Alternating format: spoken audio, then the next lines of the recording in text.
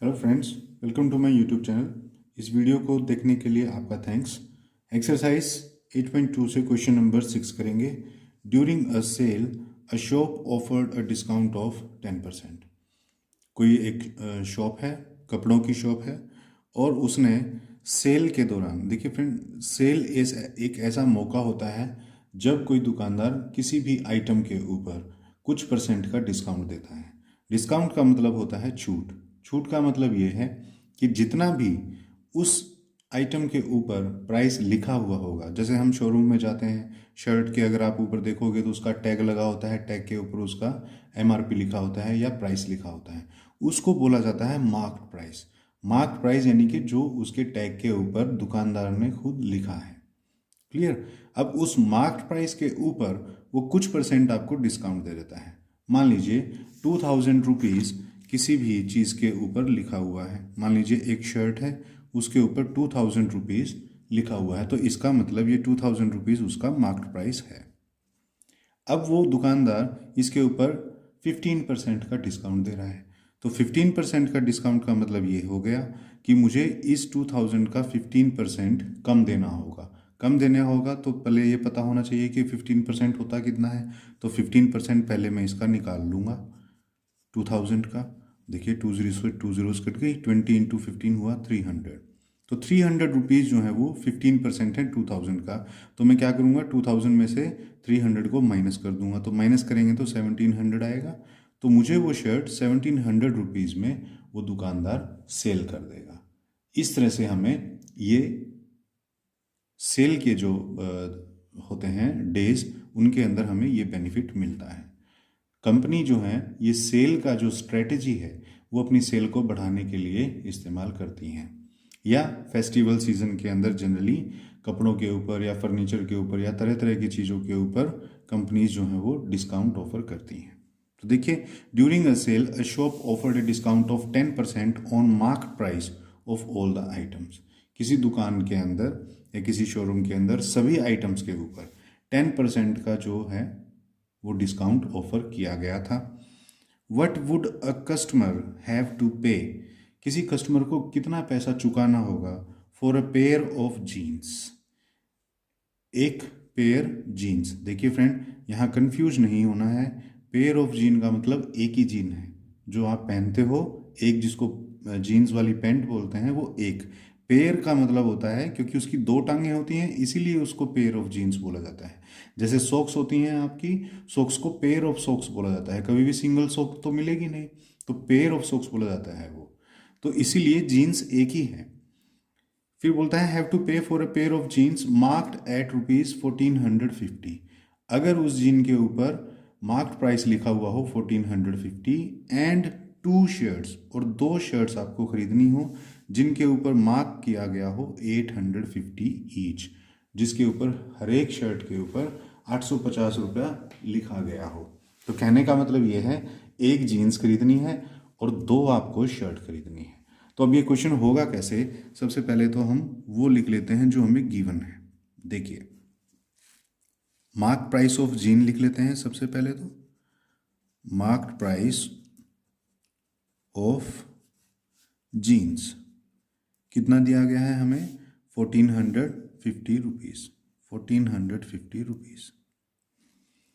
तो mark price of two shirts, दो shirt लेनी है ना, तो मार्क प्राइस ऑफ, सीधा हम टू शर्ट का ही निकाल देते हैं। टू शर्ट्स, देखिए दो शर्ट हैं और एक शर्ट का कितना है मार्क प्राइस 850, तो दोनों को मल्टीप्लाई कर देता हूँ मैं। तो जब आप 2 से 850 को मल्टीप्लाई करेंगे तो ये आएगा 700 रुपीज़। तो देखिए, शर्ट का मार्क प्राइस आ गया 1700 और जीन्स का आ गया मार्क प्राइस 1450। अब इन दोनों ही आइटम्स के ऊपर 10% का जो है वो डिस्काउंट दे रखा है। तो क्यों ना मैं इन दोनों के मार्क प्राइस को पहले ऐड कर लूँ और फिर उन का ही सीधा 10% निकाल दूंगा। देखिए क्या लिखेंगे, total marked price of jeans and shirts इकट्ठा कर दिया मैंने। इकट्ठा मैं इसलिए कर पा रहा हूँ क्योंकि दोनों के ऊपर ही डिस्काउंट सेम है 10%। अगर अलग अलग होता ना, मान लीजिए इस पे 10% होता, इस पे 15% होता, तो फिर तो हमको इनका अलग अलग ही निकालना पड़ता। क्योंकि अभी डिस्काउंट सेम है तो क्या करेंगे, दोनों की कीमत पहले जोड़ लेते हैं, वो जो एक इकट्ठी कीमत आएगी उसका 10% हम घटा देंगे उसमें से। तो देखिए ये हमारा बना 1450 प्लस 1700 हमने ऐड कर दिया, और ये ऐड करने के बाद आएगा 3150 रुपीज़। ये अब हमारा टोटल मार्क प्राइस आ गया। बस अब हमें 10% डिस्काउंट इस मार्क प्राइस का जो है वो निकाल देना है। तो हम निकाल देंगे डिस्काउंट। डिस्काउंट हम कैसे निकालेंगे, डिस्काउंट है 10%, तो लिखा जाएगा 10% ऑफ मार्क प्राइस के ऊपर ही मिलता है, तो मार्क प्राइस। देखिए 10% को मैं कैसे लिख सकता हूँ फ्रेंड, परसेंटेज का साइन हटाने के लिए 100 से डिवाइड किया जाता है, तो 10/100 हो गया।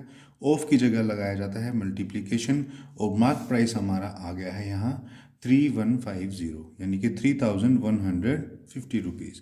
अब देखिए इसको सोल्व करेंगे, 0 से यहाँ 0 कैंसिल हो गया, और ये 10 और 10 आपस में यहाँ कैंसिल हो गए हैं, तो आ गया है डिस्काउंट आपका 315 रुपीज़।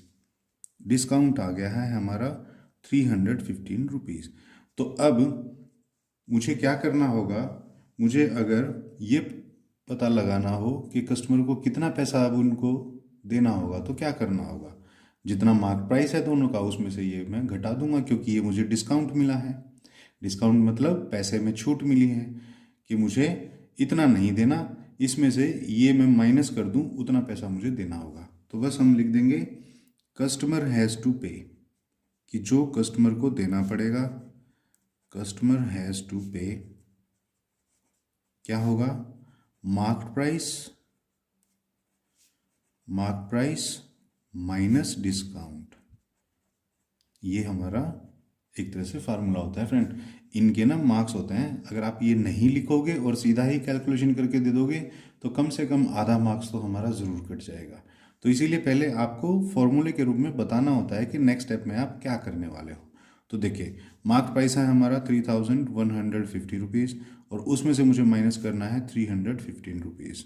तो जब मैं इन दोनों को आपस में माइनस करूँगा तो आंसर मेरा आएगा 2835 रुपीज़।